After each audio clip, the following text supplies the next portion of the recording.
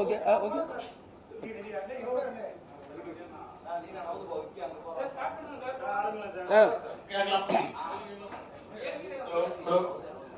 அன்பான பத்திரிகை சகோதரர்களே, நண்பர்களே, உங்கள் அனைவருக்கும் வணக்கம். நான் ஒரு பத்திரிகை துறையில் இருந்தவன், பிஆர்ஓ இருந்தவன். ஒரு சில காலமாக நான் ஒரு சினிமாவை விட்டு என்னுடைய ஒரு சொந்த பகுதிகளில் கலப்பை மக்கள் இயக்கம் என்னும் ஒரு இயக்கத்தை தொடங்கி அந்த பகுதிகளில் கிட்டத்தட்ட 30க்கும் மேற்பட்ட பள்ளிக்கூடங்கள், கலையரங்கங்கள், வகுப்பறைகள், விளையாட்டரங்கங்கள், இப்படி ஒரு மக்களை சார்ந்து ஒரு சிறந்த பணியை செய்து கொண்டிருக்கிறேன். அந்த அடிப்படையில் எனக்கு உங்கள் அனைவருக்கும் தெரியும், நிறைய பேர் கேட்டாங்க. அப்போவுமே அதிகபட்சமாக அரசு பள்ளிகளுக்கு நான் கலையரங்கம் கட்டி கொடுத்ததால் மாண்புமிகு அமைச்சர் அன்பில் பொய்யாமொழி அவர்கள் எனக்கு சிறந்த கல்வி சேவையாளர் விருதை அவரும் சபாநாயகர் அவர்களும் திருநெல்வேலியில் நடந்த ஒரு நிகழ்ச்சியில் எனக்கு அந்த ஒரு விருதை தந்ததை மிகப்பெரிய பாக்கியமாக நான் நினச்சேன். அதுக்கப்புறம் இன்னொரு விஷயம் என்ன நடந்ததுன்னா, தமிழக அரசு சார்பாக அனைத்து கட்சி கூட்டத்தில் நான் தொடங்கி ஒரு 5-6 வருஷம் தான் இருக்கும் கலப்பை மக்கள் இயக்கம். எனது இயக்கத்தையும் ஒரு கட்சியாக அங்கீகரித்து அவங்க அவங்களுடைய அனைத்து கட்சி கூட்டத்துக்கு என்னை அழைத்தார்கள். அழைத்து என்னுடைய கருத்துக்களை எல்லாம் கேட்டார்கள். தென்பகுதியில் உள்ள பிரச்சனைகளை பற்றிலாம் நான் சொன்னேன். இப்படி எனக்கு ஒரு நல்ல வாய்ப்புகள் கிடைச்சதை பற்றி என்னுடைய பத்திரிகை நண்பர்கள் ஒரு சிலர் கேட்கும்போது எனக்கு அன்னைக்கு மீது ஒரு அவசரமாக ஊருக்கு அங்கே ஒரு சில அடிக்கடி இந்த ஸ்கூல் விழாக்கள் அது இதுன்னு கலந்துக்கிறதுனால அந்த அப்பாயின்மெண்ட் இருந்தனால உடனே கிளம்பிட்டேன். இப்போ இந்த தடவையாவது எப்படியாவது பண்ணி பாபு சொன்ன உடனே நான் நம்ம பத்திரிகை நண்பர்களுக்கு என்னுடைய இயக்கம் எப்படி நான் என்ன செய்துக்கிட்டு இருக்கேங்கிறத பற்றி சொல்லணுங்கிறதுக்காக சொன்னேன். உங்களுக்கு எதாவது கேள்வி இருந்தால் கேளுங்க, அவ்வளோதான். சொல்லுங்கள் சார். அதாவது விஜய் இன்னைக்கு அரசியலுக்கு போயிருக்காரு, பெரிய அளவில் நிற்கிறாரு, அரசியலில் வர எலெக்ஷன் நிற்கிறதா அறிவிச்சிருக்காரு. நீங்கள் அவரை சின்ன குழந்தையிலேருந்து வளர்த்தவர், அவர் ஹீரோவாக ஆகுறதுக்கு அன்னைக்கு பாடுபட்டவர். இப்போ ஏன் அவர் கூட அவர் சக்ஸஸ் ஆகிற வரைக்கும் அவர் கூட இருந்துட்டு இப்போ அவர் அரசியலுக்கு போனப்போ அவர் கூட ஏன் இல்லை? இது நீங்கள் எப்படி கேட்பீங்கன்னு எனக்கு தெரியும் மீரன் சார்.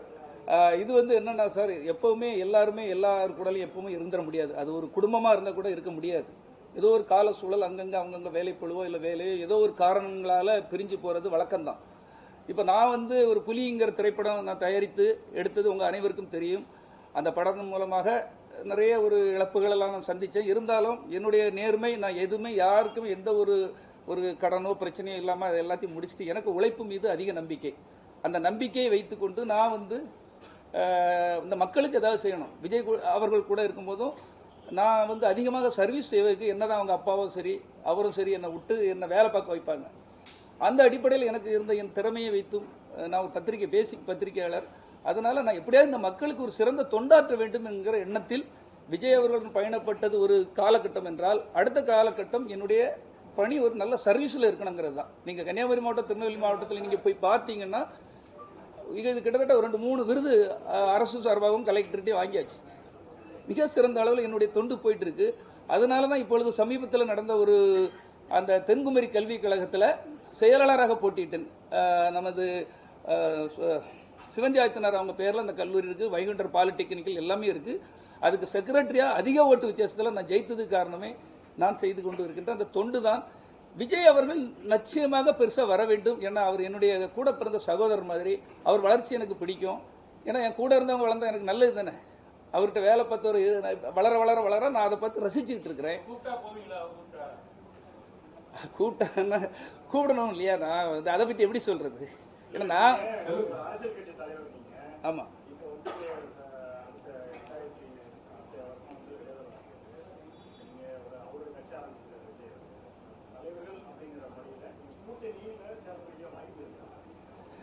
முன்னு தம்பி சொன்னது அரசியல் கட்சின்னு நான் தொடங்கலை. இது ஒரு சமூக இயக்கம். கலப்பை மக்களுக்குங்கிறது இந்த சாதாரணப்பட்ட ஒரு ஏழை விவசாயிகளுக்காக, பின்தங்கிய ஏழை மாணவர்களுக்காக தொடங்கப்பட்ட ஒரு இயக்கம். அது நான் ஒரு பெரிய அரசியல் கட்சியாக பிரகடனப்படுத்தலை. ஆனால் எனக்கு ஒரு அங்கீகாரம் தந்துட்டு இருக்காங்க. இந்த அடிப்படையில் நம்ம இன்னும் ஒரு முடிவு எதுவுமே எடுக்க முடியாது. ஏன்னா நான் ஒரு சமூக அக்கறையோட சேர்ந்து கொண்டு இருக்கிறேன்.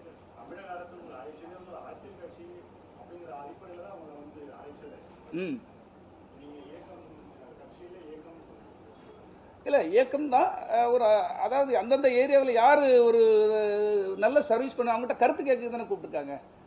நான் வந்து ஒரு இயக்கமாக இருந்தது, அவங்க ஒரு அரசியல் கட்சிங்கிற அளவுக்கு எனக்கு ஒரு அந்தஸ்தை கொடுத்துருக்காங்க. அதுக்கு நான் தமிழக முதலமைச்சருக்கு பாராட்டு சொல்ல தான் கடமைப்பட்டிருக்கிறேன். செல்வகுமார் சார், நீங்க விஜய் சார் கூட ரொம்ப வருஷம் கூட இருக்கீங்க. அவரோட பலம் என்ன அப்படின்னு தெரியும். 2026 தேர்தலில் அவர் சட்டசபையில சிஎம்ஆ ஜெயிப்பாரா, தனித்து போட்டிடுமா, கூட்டணி வேணுமா, இல்ல அதுக்கு அடுத்த தேர்தலையாவது சிஎம்ஆ ஜெயிப்பாரா? உங்களுடைய என்ன ஓட்ட எப்படி? இல்லை, அவர் ஒரு ப்ரெஸ் கேண்டிடேட். இன்னைக்கு தமிழக மக்கள்கிட்ட இருந்து நான் இப்படி கேள்விகள் கேட்பேன்னு நான் தான் தமிழக மக்கள்கிட்ட இருந்து இன்னைக்கு ஏதாவது ஒருத்தர் புதுசாக வருவாங்களா, ஒரு மாற்று சிந்தனையாளர்கள் யாராவது வருவாங்களா அப்படிங்கிற ஒரு ஏக்கம் நடுநிலையாளர்கள்ட்ட இருக்குது. இப்போ எனக்கே அது இருக்குது. அந்த அடிப்படையில் அவர் வரும்போது அவர் சிறந்த நிர்வாகம் செய்தால் கண்டிப்பாக தமிழக மக்கள் ஒரு வெற்றிடத்திற்கு ஒரு வாய்ப்பு கொடுப்பார்கள் என்பது என்னுடைய நம்பிக்கை. கூட்டணியா தனித்து போட்டி? அவர் கூட்டணி மாதிரி எதுவுமே சொல்ல மாட்டேங்காரு. ஒரு பெரிய திமுக, அதிமுக, பிஜேபி எல்லாம் மீறி அவரால் தனித்து போட்டிக்கிட்டு ஜெயிக்க முடியும். அது இப்போ அரசியல் களம் இன்னும் சூடு பிடிக்கல. அரசியலுக்கு நேரம் நெருங்க அதுக்கான முடிவை அவர் எடுப்பார். நீங்கள் விஜய்கிட்ட கேட்கக்கூடியதெல்லாம் யார்கிட்ட கேட்குறீங்க? கலப்பை மக்கள் இயக்கம் விவசாயிகள் சார்ந்த ஒரு இயக்கம் உங்களோடது. இப்போ வந்து எம்புரான் படத்துல வந்து முல்லை பெரியார் பத்தி தப்பா ஒரு வசனம் இருக்கிறதாவும் விவசாயிகள் போராட தொடங்கியிருக்காங்க தென் மாவட்டத்துல. ஆமா, இந்த கோபுரம் சிட்பன்ஸ் வாசல் வந்து நடக்குது. அதுக்கு உங்களோட கருத்து என்ன சார்? இது ஒரு கிட்டத்தட்ட இந்த தமிழக விவசாயிகள் எனக்கு தெரிஞ்சு வஞ்சிக்கப்படுகிறார்கள்னு தான் நான் நினைக்கிறேன். ஒரு பெண்ணை குயிக் என்பவருடைய அந்த ஒரு செயல்பாடுகள் வந்து மதுரை சார்ந்த மாவட்டங்கள், கிட்டத்தட்ட தேனி, கம்பம் போன்ற மாவட்டங்கள் முன்ன வறண்ட பகுதியாக இருந்தனால அவர் வந்து ஒரு பொறியாளராக இருக்கும்போது இந்த மக்களுடைய வறுமையும் அவங்க திருடர்களாக இருக்கிறத பார்த்து அந்த காரணம் வந்து அந்த வறட்சி என்பதை கணக்கில் கொண்டு வேஸ்டாக போகிற தண்ணீர் ஒரு அணை கட்டுனா இந்த மக்களுக்கு உதவியாக இருக்க என்பதற்காக கட்டப்பட்டது. இது எல்லாருக்கும் தெரிஞ்சது தான். ஆனால் காலப்போக்கில் சில நடிகர்கள், சில அரசியல் பிரமுகர்கள் இதை ஒரு அரசியலாக்க பார்க்கிறார்கள். அதாவது 2 மாநிலமும் உங்களுக்கு தெரியும், ஒரு அண்ணன் தம்பி மாதிரி தான். இங்கே உள்ளவர்கள் அங்கே இருக்காங்க, அங்கே உள்ளவர்கள் இங்கே இருக்காங்க, இங்கே உள்ள பெண்ணை அங்கே எடுக்கிறாங்க, அங்கே உள்ள பெண்ணை இங்கே எடுக்கிறாங்க, இங்கே உள்ள நடிகர்கள் அங்கே நடிக்கிறாங்க, அங்கே உள்ள நடிகர்கள் இங்கே நடிக்கிறாங்க. மம்முட்டி, மோகன்லால் அவர்கள் ஜெயராம் படம்லாம் இங்கே ரிலீஸ் ஆகுது, இங்கே உள்ள படங்கள்லையும் நடிக்கிறாங்க. அப்போ இங்கே உள்ள நடிகர் விஜயுடைய படங்கள், ரஜினி சார் படம், கமல் சார் படம் எல்லாம் அங்கேயும் ஓடுது. அப்போ இது ஒரு தாயினுடைய 2 பிள்ளைகள். இந்த ஒரு ஒற்றுமை சீர்குலைக்கு எந்த ஒரு நடிகர் முயற்சி பண்ணால் நாங்கள் கண்டிப்பாக கலப்பை மக்களுக்கும் கண்டனம் தெரிவிப்போம். முன்னால் பிரிஜிராஜ் இதே ஒரு செயலை செய்தார். அப்பொழுதும் துணிச்சலாக அறிக்கை கொடுத்தது நான் தான். இப்பொழுதும் துணிச்சலாக நான் சொல்லுகிறேன், பிரிதிவிராஜ் போன்ற நடிகர்கள் ரொம்ப கவனமாக கையாள வேண்டும். இது ஒரு கத்தி மீது நடப்பது போன்றது தான். 2 சகோதர பாசத்தை தயவு செய்து பிரித்து விடார்கள். அது எந்த நடிகராக இருந்தாலும் சரி, இந்த மாதிரி விஷயத்தில் ரொம்ப கவனமாக இருக்க வேண்டும். ஏனென்றால் இது ஒரு விவசாயிகள், ஏழை பாட்டாளிகளுடைய பிரச்சனை. இந்த பிரச்சனையில் அனாவசியமாக ஏதாவது கருத்து தெரிவிப்பது அது ஒரு தவறான விஷயம். அது எந்த நடிகர்களாக இருந்தாலும் சரி, எந்த அரசியல் தலைவர்களாக இருந்தாலும் சரி. ஏன்னா காவிரி இன்னைக்கு வர கர்நாடகா தமிழ்நாடு பிரச்சனை, சகோதரர்களாக அங்கேயும் இருக்கும் இங்கே இருக்கும், இன்னைக்கு வர போராடுறாங்களே தவிர அந்த பிரச்சனைக்கு முடிவு வரவில்லை. அதனால் பிரச்சனைக்கு தீர்வு தானே வேண்டும். அந்த தீர்வுக்கு எல்லாரும் முயற்சி செய்ய வேண்டும் என்பதுதான் என்னுடைய தாழ்மையான வேண்டுகோள். நீங்க பிஜேபியிலும் தமிழிசை சவுந்தரராஜன் உடலா இருந்திருக்கீங்க. ஆமா. டிஎம்கேலையும் இன்னைக்கு வந்து உங்களுக்கு விருதெல்லாம் கொடுத்துருக்காங்க. ஆமா. ஆனா நீங்க எஸ்எஸ்சி அளவுக்கு விஜயோட லைஃப்ல பங்கெடுத்தவர். நீங்க இப்போ விஜய் பாத்தீங்கன்னா முதல்வராகட்டும் பிரதமராகட்டும் எல்லாம் ஒரு மரியாதை இல்லாம அவரை இங்க எம்ஜிஆரோட ஒப்பிடுறாங்க. ஆனா எம்ஜிஆர் வந்து கருணாநிதினு சொன்னதுக்காக காரை விட்டு பல பேர் இறக்கி விட்டாரு. ஆனா இவர் முத்துவேல் கருணாநிதி ஸ்டாலின் சொல்றாரு, மோடிஜின்னு நக்கலா பேசுறாரு மேடையில. ஒரு சீனியரா நீங்க அரசியல், நீங்க அவருக்கு சீனியர் தான். ஒரு அட்வைஸ், நீங்க இருந்த வரைக்கும் பத்திரிகையாளர்களை பிரமாதமா சந்திச்சாரு விஜய். இப்ப சந்திக்கிறதே இல்லை. அவருக்கு ஒரு அட்வைஸ் கொடுங்க. அட்வைஸ் பண்ணா என்ன திரும்ப துரத்தி என்ன மாட்டி விடுறதுக்கு? கார்த்திக், நீ என் நண்பன், நீ என் கூட இருந்து வேலை பார்த்தவர். நானே ஒதுங்கி எப்படியாவது எங்கேயாவது தப்பிச்சு போயிடலான்னு அதை கேளுங்க. அதான் சினிமாங்கிறது. லைட் ஆஃப் பண்ண கார்த்திகா கூட ஒற்றுமையா இருந்து சினிமா விட்டு போன கேளுங்க, நான் சொல்றேன். சினிமா என்பது உங்களுக்கு தெரியும், நிறைய பெரிய பெரிய ஜாமான்களோடலாம் நான் இருந்திருக்கிறேன். அது பாரதி ராஜா சாரா இருக்கட்டும், பாலச்சந்தர் சாரா இருக்கட்டும், நீங்க பெரிய பெரிய ஜாமான்கள், ஜிவி சார், பெரிய பெரிய ஆளுமை உள்ளவங்களே சினிமாவில் வந்து தயாரிப்பாளர்களாக கண்டிப்பாக வெற்றி பெற முடியாது சார். 100க்கு நான் சொல்கிறேன் ஒரு 90-92% சொல்கிறேன்.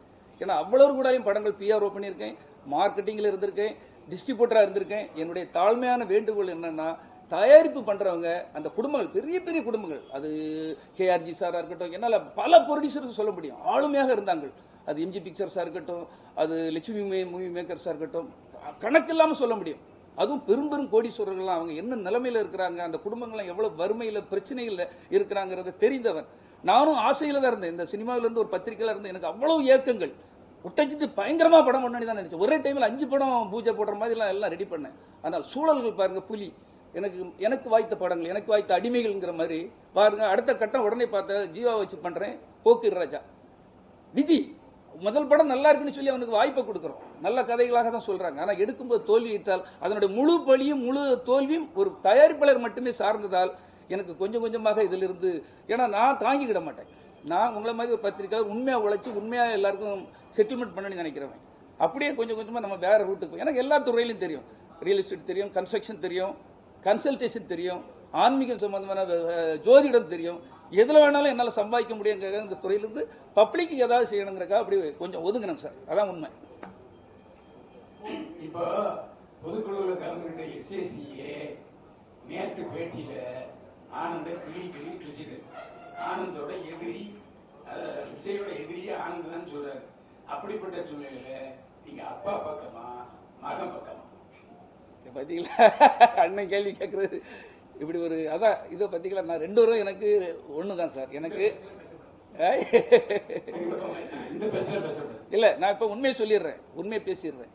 எனக்கு என்னை வேலைக்கு வைத்தவர் என்னை எஸ் ஏ சந்திரசேகர். நான் உண்மையை பேசுகிறேன். என்ன வேலைக்கு வைத்தவர் என்னுடைய குருநாதர். எனக்கு என்னுடைய முதலாளி எஸ்சிசி தான். அவர் விஜய்க்காக என்னை வேலைக்கு வச்சார். நான் எப்போவுமே விஜய் பெரிய ஸ்டார் ஆன கூட எல்லாமே நான் கீழ்ப்படிதல் எஸ் ஏ சந்திரசேகருக்கு தான். ஆனால் விஜய் அவர்களை நான் மதிப்பேன். ஏன்னா அவர் நான் கூட இருந்து பணியாற்றியவர் இந்த உயரத்துக்கு வந்திருக்கிறார். ஆனால் எஸ் ஏ சந்திரசேகருக்கு நான் எப்போவுமே கடமைப்பட்டிருக்கிறேன். ஏன்னா என்ன வேலைக்கு வைத்தவர், வேலைக்கு வைத்த அந்த முதலாளிக்கு தான் நான் விசுவாசமாக இருக்க முடியும் என்பதற்காக அவரை நான் ரொம்ப மரியாதை கொடுத்து இன்னைக்கு வர அவருக்குடைய எப்பவும் நான் மரியாதை கொடுத்து அதை பண்ணிக்கிட்டு இருக்கிறேன். வேற என்ன சார்? இன்னொரு கேள்வி, முக்கியமான கேள்வி. நீங்க கலப்பை இயக்கத்தோட அந்த கட்சியோட நிர்வாகி. வரப்போது 2026 சட்டமன்ற தேர்தல். அந்த தேர்தலில் நீங்க போட்டி போடுறதுக்கு அங்க உள்ளவங்க ஆதரவு தெரிவிக்கிறாங்க. அது சம்பந்தமா போஸ்டர்லாம் அடிச்சு விட்றாங்க. எனக்கு தெரியும். நீங்க எந்த கூட்டணியில டிராவல் பண்ணுவீங்க? அன்னை கேட்ட கேள்வி கண்டிப்பான நியாயமான கேள்வி, உண்மையான கேள்வி. எனக்கும் அதே மாதிரி சினிமாவில் பெரிய ஆளாக வரணும் மாதிரி அரசியலுக்குள்ள நான் அந்த பொது விஷயங்களை நான் தலையிட்டு நிறைய சவால்களை அங்கே சந்திச்சுட்டு இருக்கேன். எல்லாரும் கூட அனுசரணையாக போயிட்டு இருக்கேன். நான் எப்பவுமே ரொம்ப நெகட்டிவாக எங்கேயும் போக மாட்டேன். அந்த வகையில் எனக்கு அந்த மக்கள் மீது எனக்கு அன்பு இருக்குது. அவங்க அதை விட என் மேலே அன்பாக இருக்காங்க. நிச்சயமாக கன்னியாகுமரி தொகுதியில் நான் போட்டியிடணுங்கிறது என்னுடைய ஆவல். அது உண்மைதான், அதை நான் மறைக்கிறதுக்கு ஒன்றும் இல்லை. எனக்கு வாய்ப்புகள் யார் மூலமாக எப்படி வருதுன்னு தெரியல. ஆனால் நிச்சயமாக கன்னியாகுமரி தொகுதியில் களம் காண்பதற்கான என்னுடைய முயற்சிகள் இருக்கும். கண்டிப்பாக நான் பொய் சொல்றதுல விரும்பல. அந்த மக்களுக்கு இன்னும் ஒரு அதிகாரம் இருந்தால் நிறைய சர்வீஸ் பண்ணலாம் இல்லையா, நியாயமான சர்வீஸுக்கு அதிகமாக பண்ணலான்னு அந்த மக்களே அன்று சொல்றாங்க. நிச்சயமாக 2026 கன்னியாகுமரி தொகுதி அது யார் எனக்கு வாய்ப்பு தந்தாலும் சரி தரலாட்டும் சரி கண்டிப்பாக நான் அந்த தேர்தல் களம் காண்பேன். விஜய் ரசிகர் கூட நீங்க டிராவல் பண்ணிருக்கீங்க, விஜய் மக்கள் இயக்கம் கூட டிராவல் பண்ணிருக்கீங்க, இப்போ நீங்க மக்கள் இயக்கம் ஸ்டார்ட் பண்ணிருக்கீங்க. சோ கலப்பை இப்போ திமுக உங்களுக்கு ஃபுல் சப்போர்ட் பண்றாங்க, எது பண்ணாலும் அவார்டு கொடுக்குறாங்க, ரிவார்டு கொடுக்குறாங்க. சோ விஜயோட பல்ஸ் தெரிஞ்சாலும் நீங்க சரிங்களா, ஒருவேளை திமுக சேர்ந்து உங்களை விஜய்க்கு ஆப்போசிட்ல நிக்க சொன்னா நிற்பீங்களா? இப்படி கேள்விகளை கேட்டு என்னன்னா சின்ன வயசுல பார்த்து விஜய் பல்ஸ் தெரியும், அவர் எப்படிலாம் ரியாக்ட் பண்ணுவாருன்னு அவங்க ரசிகர் எப்படி ரியாக்ட் பண்ணாலும் தெரியும் உங்களுக்கு. ஸோ ஒருவேளை திமுக டைரக்டா சொல்லிட்டு திமுக தான் நீங்க எதிரிட்டார் விஜய் சார், அப்ப அவங்க ஒரு பிளே பண்ணாங்கன்னா உங்களை வச்சு பிளே பண்ணாங்கன்னா நீங்க நிற்பீங்களா? நிச்சயமா பிளே பண்றேன்னு சொல்ல முடியாது சார். என்னுடைய திறமையை புரிஞ்சுட்டு எனக்கு ஒரு அங்கீகாரம் யாரு தந்தாலும் சரி, அங்கீகாரம் தருவர்கள் கூட நான் களம் இறங்கி நான் களத்தை சந்திப்பேன். அது யாராக இருந்தாலும் சரி. யாரு அப்படி நீங்க கேட்காதீங்க, யாரும் வாய்ப்பு தந்தா விஜய் ஒருவேளை தரல. நான் என்ன சொல்றேன், நீங்க திமுக சொல்றீங்க, விஜய் தந்தா நான் யார் பக்கம் போறது? நான் விஜய் தந்தா யார் பக்கம் போறது?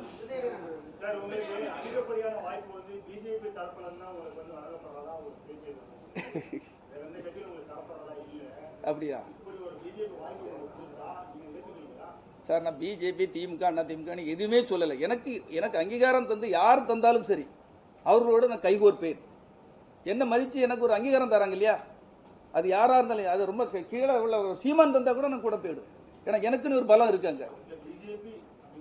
பிஜேபி சார், அதான் சார் நான் இப்போ யார் பேரும் தனியாக சொல்லக்கூடாது இல்லையா, 4 பேர் இருக்காங்க. சீமான்கிற நீங்கள் சொன்னனால சொன்னேன்.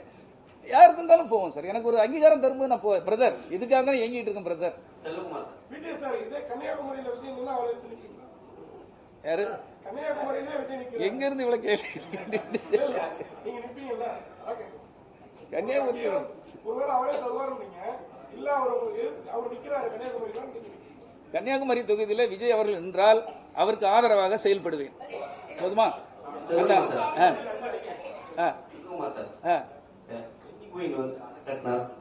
ஆமா அதுக்கு முன்னாடி இன்னொரு வார்த்தை விட்டீங்க, அணை கட்டுறது எதுக்காக? திருடர்களுக்காக கட்டினாங்கன்னு சொன்னீங்க. ஆமா. இந்த திருடர்கள் யாரு? திருடர்கள்னா ஒரு வறுமை இருக்கும்போது திருடர்கள்னு சொல்லல. திருடர்கள்னா எப்படின்னா, நான் சொல்றேன் கேட்டுக்கிடுங்க. அந்த பகுதியில் நிறைய வழக்குகள் வருது. நான் சொல்லிடுறேன் பிறகு கேளுங்க. ஒரு வழக்குகள் வருது. அந்த வழக்குகள் எல்லாம் செக் பண்ணி பார்க்குறாங்க. அன்றைய ஆளும் கட்சிகள் எல்லாருமே பெர்சன்டேஜ் ஆஃப் வழக்கு எதற்காக வருதுன்னா வறுமை, வேலை இல்லை. காரணம் அதுக்கு தான் திட்டம் போடுறாங்க. அவங்களுக்கு ஒரு விவசாயத்துக்கோ ஒரு வேலை வாய்ப்புக்கோ வழி பண்ணிட்டா திருட்டுகள் அதிகமாக நடக்கும். ஏன்னா பாவங்கள் அப்பாவிகள் திருடப்படுறாங்க. அவங்களோட சொத்து கொள்ளையடிக்கப்படுகிறது. காரணம் வேலையின்மை. அப்போ அந்த வேலையின்மை சரி பண்ணணுங்கிறக்காக தான் பென்னி குயிக் அவர்கள் இந்த ஒரு சீரிய முயற்சியை எடுத்து பண்ணியிருக்காங்க. அந்த மக்கள் மீது உள்ள அன்பால செய்தது.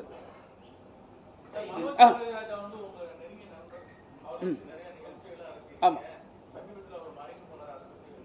மனோஜ் பாரதி ராஜா அவர்கள் உங்களுக்கே தெரியும், இதே இடத்துல ஒரு பெரிய ஃபங்க்ஷன் பண்ணேன். பாரதி ராஜா அவர்கள் எல்லாமே கூட நான் ஒர்க்கும் பண்ணியிருக்கேன்.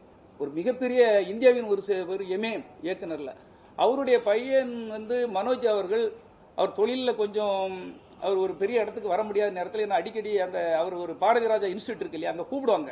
அப்போ அவர்கிட்ட நிறைய ஏக்கங்கள் இருந்தது. எப்படியாவது சினிமாவில் சாதிக்கணுங்கிற அவருடைய வெறியை நிறைய டைம் சொல்லியிருக்காரு. ஆனால் எவ்வளவு பெரிய வசதி படைத்தவர்களாக இருந்தாலும் சரி, எவ்வளவு பெரிய ஆளுமை உள்ளவர்களாக இருந்தாலும் சரி, அவர்களுடைய உடம்பை கண்டிப்பாக பார்க்க வேண்டும். நிறைய பேர் படின்னு சொல்றாங்க. வேலைக்கு போப்பா அப்படின்னு சொல்லுங்க. உடம்பை கவனி. உடம்பு தான் சுவர் இருந்தால்தான் சித்திரம். ஒவ்வொரு குழந்தைகளுக்கும் ஒவ்வொரு வீட்டுக்கும் நீங்க அவங்களுடைய பிள்ளைகளோ சகோதரர்களோ நண்பர்களோ நீங்க சொல்லிக் கொடுக்க வேண்டியது அவங்க உடம்பை நிச்சயமா நன்றாக பார்க்க வேண்டும். தினசரி ஒரு 2 மணி நேரமா நைட்டு தூக்கத்தில் முடிச்சோம்னா அந்த பையனுடைய ஞாபகம் தான் எனக்கு வந்துட்டு இருக்கு. ஏன்னா எனக்கும் அவனே மாதிரி ஒரு பையன் இருக்கான். இப்போ என் பையன்கிட்ட ஃபுல்லாக அதை தான் சொல்லியிருக்கேன். உடம்பை பாருடனா உடம்பை நிறைய பேர் கவனிக்க மாட்டேங்கிறாங்க. அவங்களுக்கு இந்த டிவி ஃபேஸ்புக்கு அந்த சோசியல் மீடியாவில் அதிகமாக அக்கறை செலுத்த அவங்களுக்கு ஒரு பயமும், அவங்களுக்கு நமக்கு வேலை வாய்ப்பு இல்லாமல் போயிடுமோ, நம்ம இந்த சமுதாயத்தில் பெருசாக வர முடியாத என்கிற பயம் வந்ததும் அவர்கள் தடுமாறி வேற எதையாவது செய்ய ஆரம்பிச்சுறாங்க. தயவு செய்து அவர்களை தவற விட்டு விடாதீர்கள். எந்த பெற்றோர்களாக இருந்தாலும் நீங்கள் எவ்வளோ பெரிய ஆளாக இருந்தாலும் சரி, உங்களுக்கு ஹீரோ உங்கள் பையன்தான். உங்கள் பையனுடைய வாழ்க்கையில் அவருடைய உடம்பை கவனிக்க சொல்லுங்க. கண்ணுங்க இருக்குமா பாருங்க. ஏன்னா அவங்க தவறி போய் ஒரு வழி தவறி ஆடு எங்கேயாவது தப்பி போயிடும், அதனுடைய வாழ்க்கை எங்கேயோ போயிடும். அதனால குழந்தைகளுடைய வாழ்வு ரொம்ப முக்கியம் என்பது எனக்கு மனோஜுடைய வாழ்க்கையில் இருந்து நான் கற்றுக்கொண்டது. எல்லாருக்கும் நான் போகிற இடமெல்லாம் அந்த மோட்டிவேஷன் ஸ்பீச்சில் இப்போ காலேஜிலலாம் இதான் பேசிட்டு இருக்கேன். சார், தமிழக வெற்றி கழகத்தோட செயல்பாடு நீங்கள் கண்டிப்பாக கவனிப்பீங்க. என்ன அறிக்கை, என்ன கொள்கை, இந்த புஷியானது ஆதரவு விஜய் சாரை சரியான வழி நடத்துறாங்களா? இந்த கூட்டணி சேர்ந்து அடுத்த தேர்தலில் ஜெயிக்க முடியுமா? இவங்க 2 பேருடைய செயல்பாடு எப்படி பாக்குறீங்க? மீனாட்சி, நான் திரும்ப அவங்கள பற்றி பேசக்கூடாது. நான் வேற ஒரு விஷயத்துக்காக வந்தது சார். இப்போ நான் என்ன சொல்றேன்னா ஒரு விஷயம் தான் திரும்ப என் வாயிலிருந்து, அதாவது இங்கே நிறைய திறமையாளர்கள் இருக்காங்க. நான் சொல்றது இப்போ ஒரு புஷி ஆனந்தை பற்றி நான் சொல்லலை. ஏன்னா அவர் நாங்கள் வச்ச ஆள். அவர் நான் எஸ்எஸ்சிலாம் வேலைக்கு வச்ச ஆள். நான் அவரை பற்றி ஏதாவது சொன்னால் அது இனி பொறாமையில் சொல்கிறாங்கிற மாதிரி வந்துடும். ஆனால் ஒரு பிரசாந்த் கிஷோரை கொண்டு வைக்கும்போது அவருடைய ஒரு மாநிலத்திலே அவரால் ஜெயிக்க முடியவில்லை. டெபாசிட் இழந்திருக்கிறார். அவர் அவ்வளோ பெரிய வியூகம் வாக்குவார். அங்கே ஜெயிக்க வேண்டியதானே, ஒரு தொகுதியிலே ஜெயிக்க வேண்டியதானே. இங்கே 1000 திறமையாளர்கள் இருக்காங்க. நான் இது நீங்கள் கேட்குறதுல இப்போ விஜய்க்கு எதிராக பேசுனாரு நீங்கள் போட்டுறாதீங்க. நான் இங்கே நல்ல திறமையாளர்கள் இருக்காங்க. அவங்களெல்லாம் வளர்த்து விடணும், அவங்களுக்கு வாய்ப்பு கொடுக்கணும்னு என்னுடைய ஆசைகள். இங்கே உள்ளவங்களுக்கு வாய்ப்புகள் அதிகமாக கொடுங்க. ஏன்னா அவங்கள விட திறமையாளர்கள், இந்த மண்ணை சார்ந்தவர்கள், புவியியல் அமைப்பை சார்ந்தவர்கள் நிறைய பேர் இருக்காங்க. அவங்களுக்கு ஒரு வாய்ப்புகளை கொடுக்கணும். ஏன் இல்லையா? இப்போ நான் ஒரு குமரி மாவட்டத்தில் இவ்வளவு பெரிய ஒரு ஆளுமையோட இவ்வளவு பெரிய சர்வீஸ் பண்ணிட்டு இருக்கிறேன். எனக்கு முடியும். என்னால் முடியும், நான் தைரியமாக சொல்கிறேன். என்ன மேலே நிறைய இளைஞர்கள் இருக்காங்க, நிறைய பேர் நல்ல வியூகம் வைக்கிறவர்கள், சர்வீஸ் பண்ணுறவங்க இருக்காங்க. எங்கேருந்து ஒரு மொழி தெரியாதவங்க என்னத்தை பண்ணிட முடியும்னு நினைக்கிறீங்க? ஒரு ஊருக்குள்ளே ஒரு தெருவுக்குள்ளே கூட வந்து அவங்களால ஒன்றும் பண்ண முடியாது. வேணா ஃபேஸ்புக்கில் ஐடிலாம் உருவாக்கி ஏதாவது காட்டலாம், செய்யலாம், அது நடக்கலாம். ஆனால் ஒர்க்குங்கிறது எம்ஜிஆர் மாதிரி களப்பணி, இறங்கி வேட்டியை தூக்கி கட்டிட்டு வேலை பார்ப்பார். அதே மாதிரி காமராஜர் அவர்கள், பெருந்தலைவர் அவர்கள், அம்மா அவர்கள், நிறைய நான் சொல்ல முடியும், சிஎம்மாக இருந்தவங்கெல்லாம் அந்த களப்பணியில் இறங்கி வேலை பார்க்கணும். அப்படிப்பட்டவர்கள் தேவை. வீகம் வகுக்கு என்னைக்கு வீகம்? காமராஜர் வீகம் வகுத்தாரா, இல்லை கலைஞர் வீகம் வகுத்தாரா, அதாவது புரட்சித் தலைவர் எம்ஜிஆர் அவர்கள் வீகம் வகுத்தாங்களா? யாருமே கிடையாது. இது புதுசாக ஒரு இப்படி ஒரு கிளாமர் இப்போ உருவாகி இருக்குது. நல்ல திறமையாளர்களை ஊக்குவிக்க வேண்டும். ஒரு சின்ன திட்டம் நான் வச்சுருந்தேன், ஒரு திட்டம் கொடுத்தேன், குப்பையில் தூக்கி போட்டார். நான் சொன்னேன், நீங்கள் இவ்வளோ பெரிய கோடிகளை கொடுத்து இவங்களுக்கெல்லாம் கொடுக்குறத ஒரு பெரிய பொருளிய பிடபிள்யூடியில் இருந்து நான் எல்லாம் நெட்வொர்க் எல்லாம் எடுத்து செங்கல்பட்டில் இருந்து கன்னியாகுமரி வர ஒரு நல்ல விவசாயம், அதாவது கால்வாய்கள்லாம் தூர்வாரி கடைமடைகளுக்கெல்லாம் தண்ணீர் போகிற மாதிரி குளங்கள் எல்லாம் சுத்தப்படுத்தி NSS NCC அங்கங்கே உள்ள பெரிய சோசியல் சர்வீஸ் தொண்டர்கள் எல்லாத்தையும் வச்சு இப்படி பண்ணலான்னு ஒருத்தர்கிட்ட அதிகபட்சம் 10 to 15 கோடி ரூபாய்க்குள்ள தான் வரும். திட்டங்களை கொடுத்தா இதை யார் எடுக்கிறது? நல்ல திட்டங்களை நம்ம சொல்கிறோம், விவசாயிகள்கிட்ட நல்ல பேர் கிடைக்கும். ஆனால் நம்மளை மாதிரி உள்ளவன் இவன் யார் பிஆர்ஓ அது இதுன்னு சொல்லி நம்மளை மட்டம் தட்டி கேவலப்படுத்திடுவாங்க. இருக்கட்டும் சார், அந்த சூழல் வந்து அவருக்கு அந்த டைமில் இருந்த கூட்டணியுடைய அந்த சூழல், அன்னைக்கு வந்து ஏடிஎம்கே வந்து 2-3 பிரிஞ்சிருக்காங்க. கட்சியுடைய என்ன பலம்? அது அசுர பலம். டிஎம்கே, காங்கிரஸ், விடுதலை சிறுத்தைகள், கம்யூனிஸ்டுகள் மிகப்பெரிய ஒரு வெற்றி அடங்குமா அவங்க வரும்போது அவரால் நடந்ததுன்னு சொல்லுங்க. நீங்களே எப்படி சொல்லாமா பத்திரிகையாளர்கள்? அவராலே அது வெற்றி பெற்றது இல்லை, அது அவசியம் இல்லை. அதுதான் அவசியம் இல்லைன்னு நான் சொல்றேன். நம்மள உள்ள இளைஞர்களை பயன்படுத்துங்க இந்த மாதிரி விஷயங்களுக்கு. எங்கேயோ ஒரு ஆளை கொண்டு அப்படி பயன்படுத்தாதீங்க. நம்ம நாட்டில் இளைஞர்கள் இருக்காங்க, படித்தவர்கள் இருக்காங்க, பண்பாளர்கள் இருக்காங்க, நல்ல சோசியல் சர்வீஸ், நல்ல இந்த புவியியல் அமைப்பை பற்றி தெரிந்தவர்கள் இருக்கிறார்கள். அவர்களை பயன்படுத்துங்க தான் எல்லா கட்சிக்குமே நான் சொல்றேன். இன்னைக்கு நீங்க சொன்னீங்க அவார்ட் மேல அவார்ட் வந்து இந்த ஆட்சி கொடுத்துட்டு இருக்குன்னு சொல்றீங்க. எனக்கு நான் சொல்லலப்ப, நீங்க தான் சொன்னீங்க. நீங்க உங்களுக்கு கொடுத்தாங்கன்னு சொன்னீங்க. நான் சொன்னேன். பையன் உங்களுக்கு கொடுத்தாருன்னு. ஆமா ஆமா. இல்ல தம்பி கேட்டக்காக பதில் சொன்னேன். சொல்லுங்க. இல்ல இன்னைக்கு நீங்க மோட்டிவேஷன் ஸ்பீச் எல்லாம் போற காலேஜ்லாம் பேசுவேன்னு சொன்னீங்க. ஆமா. இன்னைக்கு போதை கலாச்சாரம் அதிகமா இருக்குது. இன்னைக்கு பாத்திருப்பீங்க காலையில ஈரோட்ல பாத்தீங்கன்னா லாரி டிரைவர் வெட்டி வழிபறி, வண்டியை நிறுத்து போதையில இருக்கிற இளைஞர்கள் அட்டகாசம் அப்படின்னு சொல்லி எல்லா இடத்துலயும் வருது. இந்த ஆட்சி எப்படி பாக்குறீங்க? இது வந்து நீங்க சொல்றது எல்லா இடமும் நடக்கிறது உண்மைதான். பள்ளி கல்லூரிகளிலும் நடக்கிற அதையும் நான் பேசதான் செய்கிறேன் பிரதர். ஆனால் இது வந்து ஒரு அரசு மட்டுமே நினைச்சு தடுத்து நிப்பாட்டிட முடியாது. இது ஒரு தனி மனித ஒழுக்கம்ங்கிறது பல இடங்கள்ல இருந்தும் நம்ம அதை போதிக்க வேண்டிய இடத்துல இருக்கோம். ஒரு அரசுக்கு எல்லா இடத்துலையும் போய் வீடு வீடாக போய் நிற்க முடியாது. நீங்க சொல்றது நடக்கதான் செய்யுது. அதை தடுத்து காவல்துறை, அதான் சொல்றேன் உங்களே, காவல்துறை நான் சொல்றேன் கேளுங்க, நான் சொல்றேன். காவல்துறை இருக்குது, அதிகாரிகள் இருக்காங்க, அரசு இருக்கு, எல்லாமே இருக்காங்க. அவங்க முடிஞ்ச அளவுக்கு தான் போராட முடியதில்லை.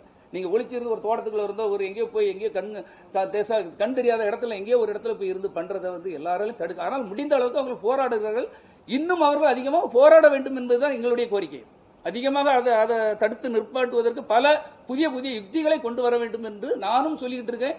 பல இடங்களில் நான் அதை பேசவும் செய்துட்டு இருக்கேன். நீங்க சொன்ன மாதிரி விஜய்க்கு தமிழ்நாடு அரசியல் பத்தி தெரியுமா தெரியாதா? ஏன்னா நார்த்ல இருந்து பிரசாந்த் கிஷோர் தான் கூட்டு வந்திருக்காங்க. சரி, இதே மாதிரி திப்பம் தான் சொல்லி மக்களே. ஓகேண்ணா பஸ்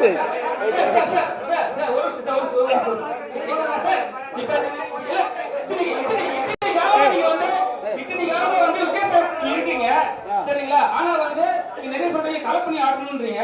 ஆனா வந்து அவங்க கட்சியில சேரணும்னா பணம் கேட்கறாங்க. இப்ப வந்து அவரோட வளர்ச்சிக்கு நீங்க உறுதுணையா இருக்கிறீங்க, ரொம்ப சந்தோஷப்படுறீங்க. இப்ப வந்து பணம் கொடுத்தாதான் உங்களுக்கு சீட் தரேன்னு சொல்றாங்க. அதை எப்படி நீங்க பாக்குறீங்க சார்? அது வந்து ஒரு சிலர் குற்றச்சாட்டு அது உண்மையா பொய்யான்னு இன்னும் நிரூபிக்கப்படவில்லை. அதான் சார், அதுக்கு அப்படி ஒன்று இருந்தால் அதுக்கு அவர் எதிர்ப்பு தெரிவிச்சிருக்கிறார். விஜய் அவர்களை பொறுத்தமட்டில் அந்த மாதிரி ஒரு விஷயங்கள் இருந்தால் நான் அவர்கள் மீது நடவடிக்கை எடுப்பேன், அவர்களை உள்ளே சேர்க்க மாட்டேன், உடனே டிஸ்மிஸ் பண்ணுவேன் அப்படின்னு அவர் சொல்லியிருக்காரு. எல்லா இடத்துலையும் சில புல்லூரிகள் இருப்பாங்க, சில தவறானவர்கள் இருப்பாங்க. அது தெரியும் பட்சத்தில் நிச்சயமாக அவர் நடவடிக்கை எடுப்பார். நிச்சயமாக அந்த கட்சியை மிக சிறந்த அளவில் அவர் நடத்துவார் என்ற நம்பிக்கை எனக்கு இருக்கிறது. நன்றி.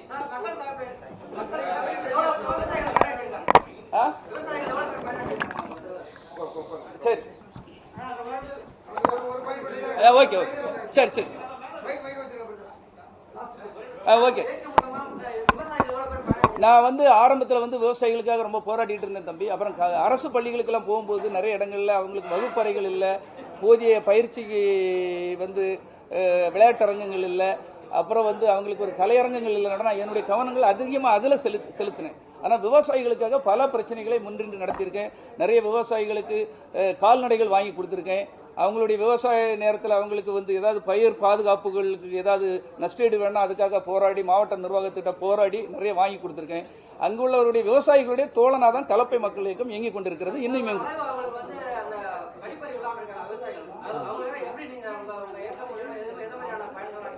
அவங்களுக்கு வந்து நாங்கள் அதிகாரிகளுடன் தொடர்பு கொண்டு அந்தந்த பகுதிகளுக்கு அவங்களுக்கு ஏதாவது விழிப்புணர்வுகள், அவங்களுக்கு ஏதாவது அரசு மூலமாக என்னென்ன உதவிகள் கிடைக்கும், இதுக்கான விழிப்புணர்வுகளை எல்லா இடமும் செய்து கொண்டிருக்கிறோம் sir. Okay sir, okay okay.